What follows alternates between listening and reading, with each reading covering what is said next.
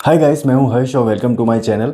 तो आप जैसा कि जानते हैं कि मेरे चैनल पे हम लोग स्टोरीज़ की बात करते हैं, मूवीज़ की बात करते हैं, कॉमिक बुक की स्टोरीज़ की बात करते हैं, एनिमेशन मूवीज़ की स्टोरीज़ की बात करते हैं।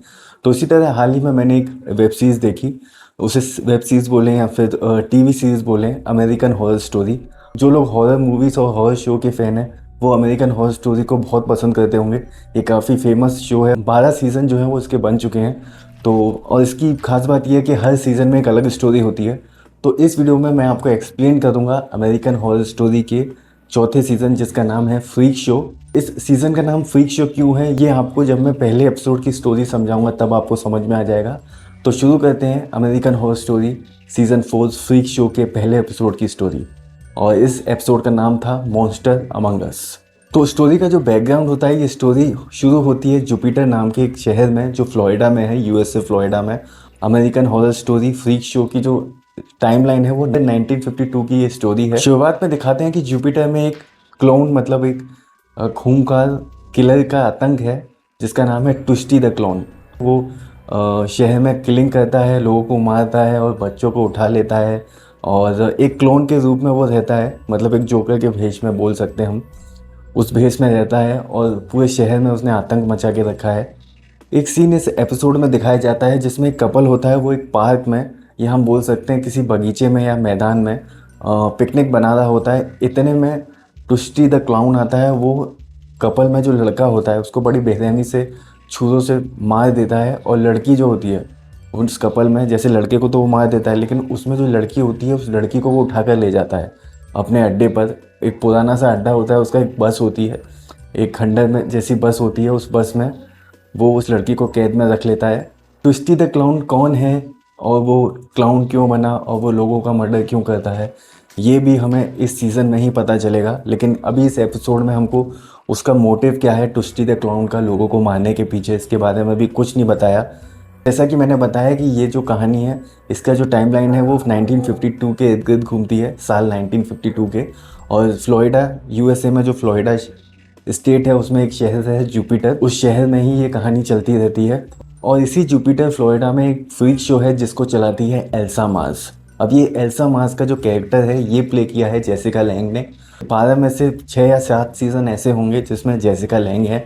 और जेसिका लैंग का कैरेक्टर जो है वो काफ़ी मेन कैरेक्टर रहता है, वो काफ़ी कहानी में बहुत महत्वपूर्ण भूमिका निभाता है। तो इस कहानी में भी कुछ ऐसा ही है। उनका कैरेक्टर जो है वो एल्सा मार्स का है। जो फ्रीक शो है उसकी इंचार्ज, उसकी हेड जो है वो है एल्सा मार्स।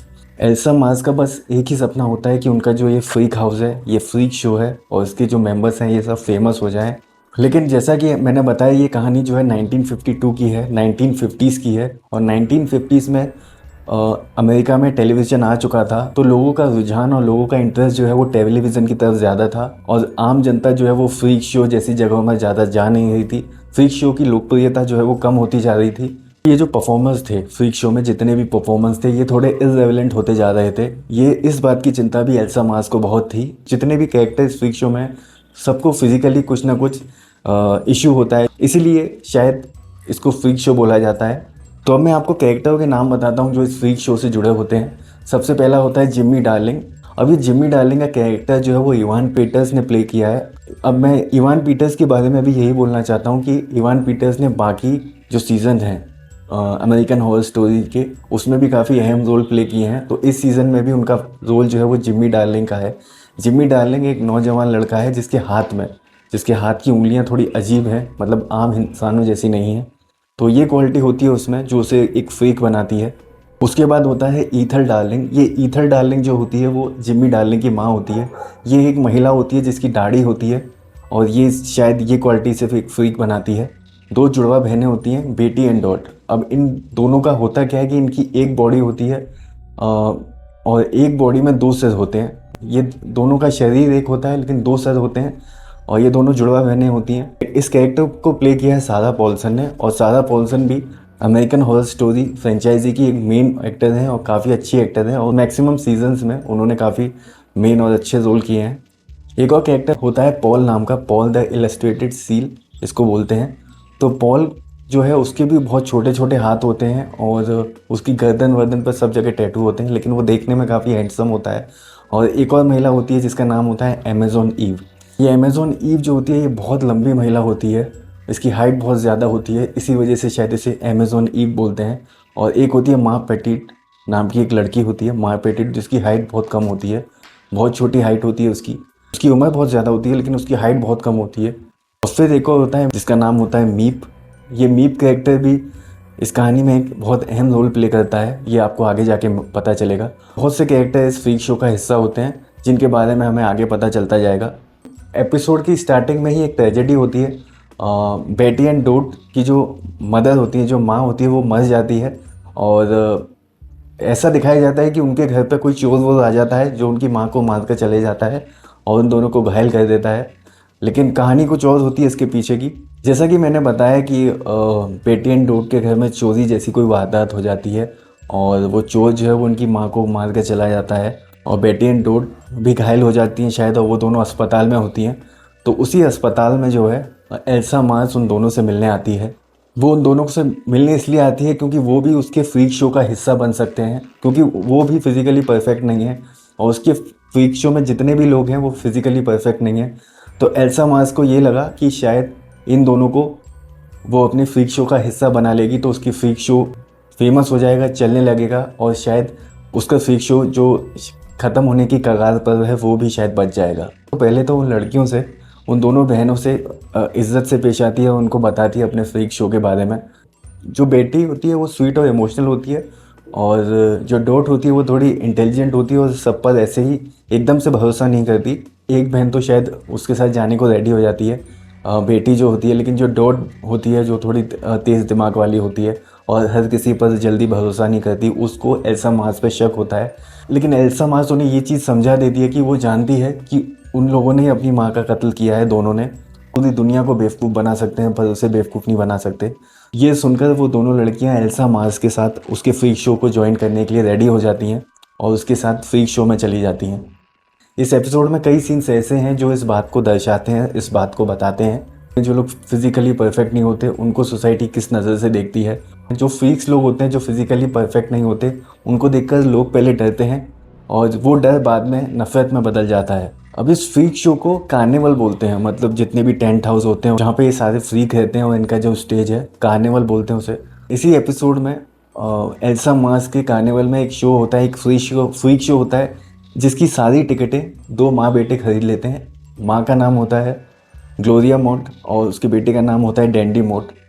और वो दोनों माँ बेटे इस शो में बैठे होते हैं और एल्सा मार्स उसमें गाना गाती है और वो दोनों गाने को ध्यान से सुनते हैं। डैंडी जो होता है उसको भी फ्रीक्स में, एक्टिंग में, परफॉर्मिंग में बहुत इंटरेस्ट होता है, इसलिए वो सारे शो को बुक कर लेता है। और जो ट्विंस होते हैं वो स्टेज के, वो परफॉर्म नहीं करते, वो स्टेज के कोने में खड़े होते हैं। तो जो डैंडी होता है, डैंडी लड़का होता है, उसको उन ट्विंस में इंटरेस्ट होता है और वो उन ट्विंस को ख़रीदना चाहता है, अपने साथ रखना चाहता है और उस ऑफ़र को एल्सा मार्स और ट्विंस दोनों ठुकरा देते हैं। तो कार्निवल में एक बार एक डिटेक्टिव जो है वो आ जाता है। उसको ये पता चल जाता है कि दोनों बहनें जो हैं, ट्विन सिस्टर्स यानी कि बेटी और डॉट, हॉस्पिटल से भागकर इस फ्रीक शो का हिस्सा बन चुकी हैं।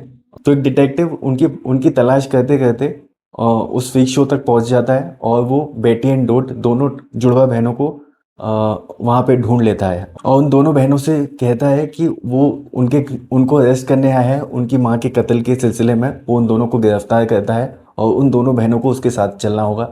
लेकिन वो दोनों बहनें उसके साथ जाने से मना कर देती हैं और जब वो लोग मना करती हैं तो उनके सपोर्ट में और जितने भी मेंबर्स होते हैं फ्रीक शो के, जिमी डार्लिंग हैं और जितने भी लोग हैं, सब वहाँ पे आ जाते हैं उस टेंट में और उस डिटेक्टिव को उन दोनों को ले जाने से रोकते हैं। लेकिन वो डिटेक्टिव उन सब की बेइज्जती कर देता है, उनके बारे में उल्टा सीधा बोलता है। जिमी डार्लिंग को गुस्सा आ जाता है और जिमी डार्लिंग उसका गला काट देता है और वो डिटेक्टिव वहीं मर जाता है। जितने भी मेंबर्स होते हैं फ्रीक हाउस के, फ्रीक शो के, वो वहीं खड़े होते हैं और उसकी डेड बॉडी जो है डिटेक्टिव की वो वहाँ पड़ी होती है। और जब ये एपिसोड ख़त्म होता है तो इस एपिसोड में दिखाया जाता है कि जितने भी फ्रीक्स होते हैं वो सारे मेंबर्स जो हैं उस डिटेक्टिव की बॉडी, जिसको जिमी डार्लिंग ने मार दिया था, गला काट के मार दिया था, उस डिटेक्टिव को जंगल में ले जा रहे होते हैं। सबके हाथ में कुछ ना कुछ वेपन होता है, उससे उसके टुकड़े टुकड़े कर देते हैं सबके सब मिलके। तो उसके टुकड़े करने के बाद उसकी पूरी बॉडी के टुकड़े कर देते हैं सब मिलके। और एक और चीज़ इस एपिसोड में लास्ट में दिखाई जाती है कि शो खत्म हो जाने के बाद एल्सा मास अपने टेंट में जाती है। काफी आलीशान टेंट होता है उसका इन कंपैरिजन टू बाकी जो सदस्य होते हैं उसके कार्निवल के। तो वो अपने टेंट में जाती है और टेंट में जाने के बाद ये पता चलता है कि एल्सा मास के जो पैर होते हैं वो दोनों नकली होते हैं, वो प्रोस्थेटिक लेग होते हैं। इस शो में हमें देखकर स्टार्टिंग में ये लग रहा था कि सब फ्रीक हैं, जितने भी लोग उस फ्रीक शो में हैं सारे के सारे फ्रीक हैं, यानी कि फिजिकली परफेक्ट नहीं है। और एल्सा मास इसलिए उन लोगों की लीडर है क्योंकि वो फिजिकली परफेक्ट है, लेकिन ऐसा नहीं होता है। एल्सा मास के भी दोनों पैर नहीं होते। काफ़ी शॉकिंग फैक्टर होता है ये। और यहीं पर जो है ये एपिसोड जो है वो ख़त्म हो जाता है। तो ये थी अमेरिकन हॉरर स्टोरी के सीज़न 4 जिसका नाम है फ्रीक शो के एपिसोड 1 की स्टोरी। तो आपको ये स्टोरी कैसे लगी प्लीज़ हमें बताइए, प्लीज़ कमेंट में हमें बताइए। Thank you for watching guys.